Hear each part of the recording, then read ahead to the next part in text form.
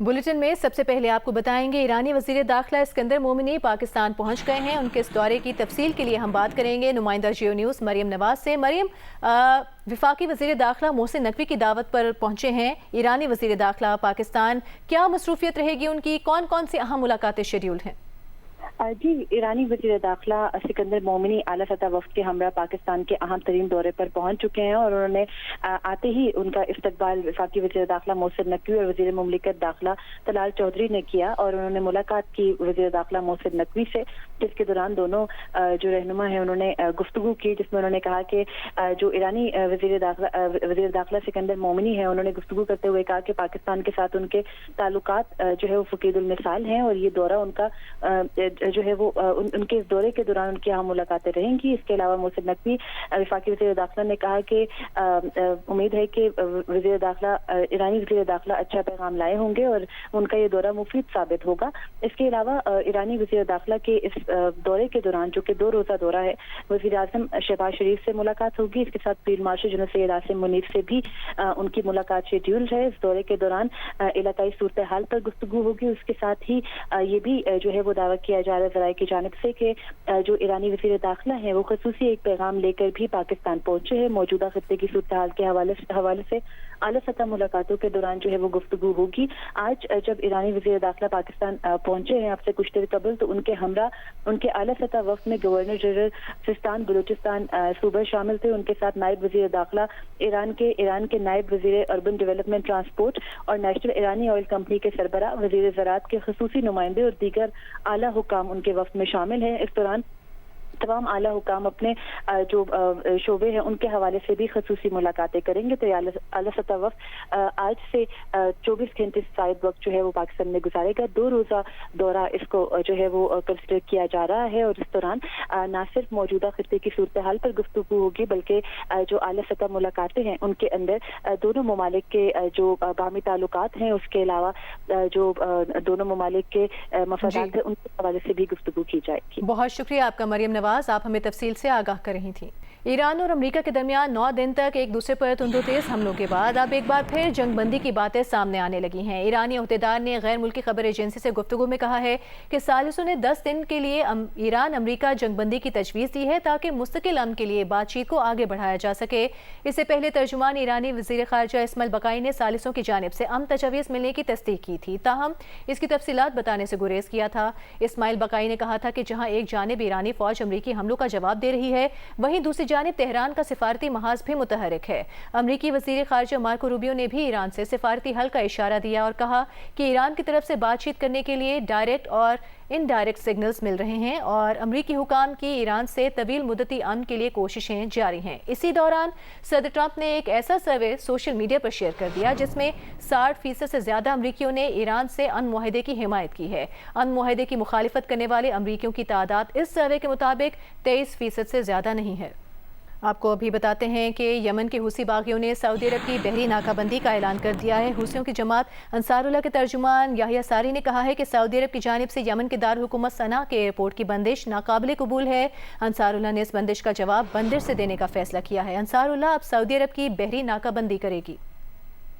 यहाँ आपको बताएंगे कि अब से कुछ देर पहले ईरान के शहर शिराज पर हमला हुआ है। अरब मीडिया के मुताबिक ये हमला अमरीकी फ़ौज ने किया। ईरानी मीडिया के मुताबिक अमरीकी हमले में कोई जानी नुकसान नहीं हुआ। उधर ईरानी खबर एजेंसी फार्स के मुताबिक ईरानी शहर तब्रेज़ पर अमरीकी फ़ौज के हमले में एक ईरानी अफसर शहीद हो गया है। दीगर अहम खबरें शामिल करेंगे और आपको बताएंगे कि गुजरावाला में फेरोजवाला पुल के करीब आतिशबाजी का सामान बनाने वाले कारखाने में आग लग गई। बात करेंगे इस बारे में नुमाइंदा जियो न्यूज़ राना अंसर से। राना अंसर, बताइएगा क्या आग पर काबू पाने के लिए कोशिशें शुरू हो चुकी हैं?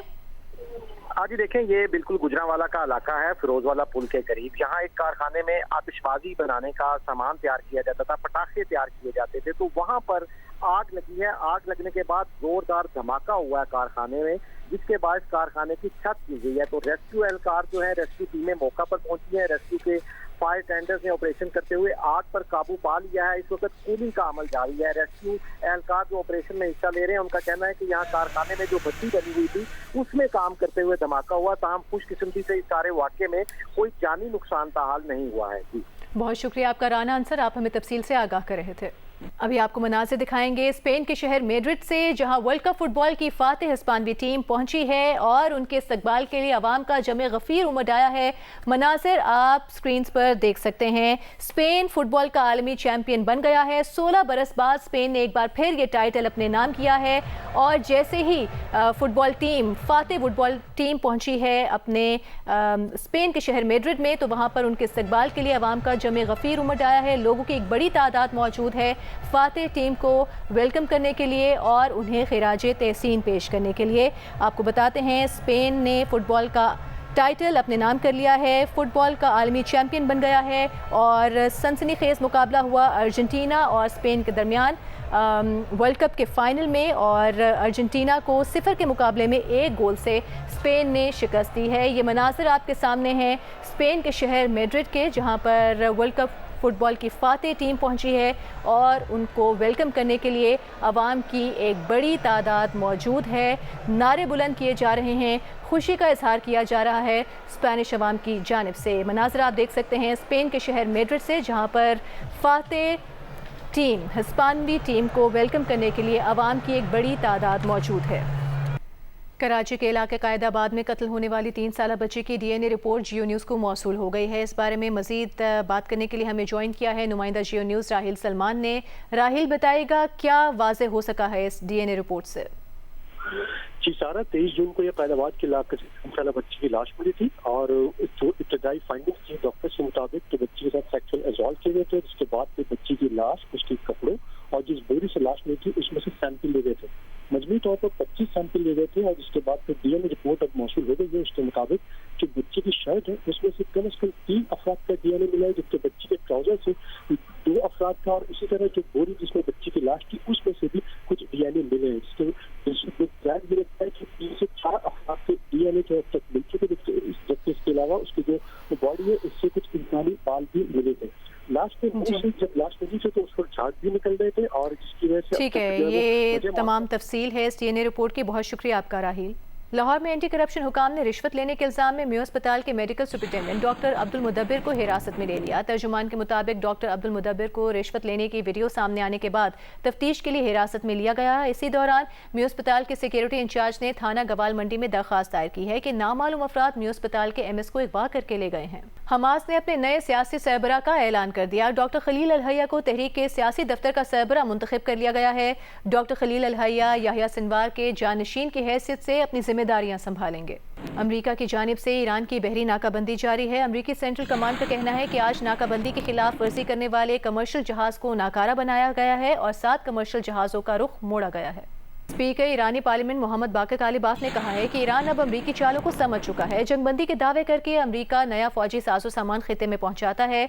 अमरीकी समझते हैं कि ईरानियों की जहानत भी अमरीकियों के IQ लेवल जितनी छोटी है, जबकि ईरानी अब अमरीकी खेल को समझने में महारत के दर्जे पर पहुंच चुके हैं। बाकर कालिबाफ ने कहा कि जुबानी दावे तभी सही माने जाएंगे जब उनकी अमली इकदामात से तस्दीक हो। और इससे पहले ये खबर सामने आ चुकी है कि अमरीका मशरिक़ वस्ता में इजाफी लड़ाका तैयारे भेज रहा है। अमरीकी अहदेदार के मुताबिक यूरोप के फौजी अड्डों से F-16 और F-35 लड़ाका तैयारे और रीफ्यूलिंग तैयारे मशरिक़ वस्ता भेजे जा रहे हैं। अमरीकी मीडिया के मुताबिक गुज़िश्ता हफ्ते अमरीकी सदर ट्रंप को दी गई सिचुएशन रूम में ब्रीफिंग में ईरान जंग में तेजी लाने पर तबादला ख्याल हुआ था। सोशल मीडिया पोस्ट में अमरीकी सदर डोनाल्ड ट्रंप ने कहा है कि हर बार जब ईरानी किसी अमरीकी फौजी को कत्ल करेंगे उन्हें उसकी कई गुना कीमत चुकानी पड़ेगी। ट्रंप ने कहा कि उन्होंने सेक्रेटरी जंग Pete Hegseth, chairman joint chiefs of staff Daniel Caine को इस बारे में वाज़ेह हिदायत दे दी हैं।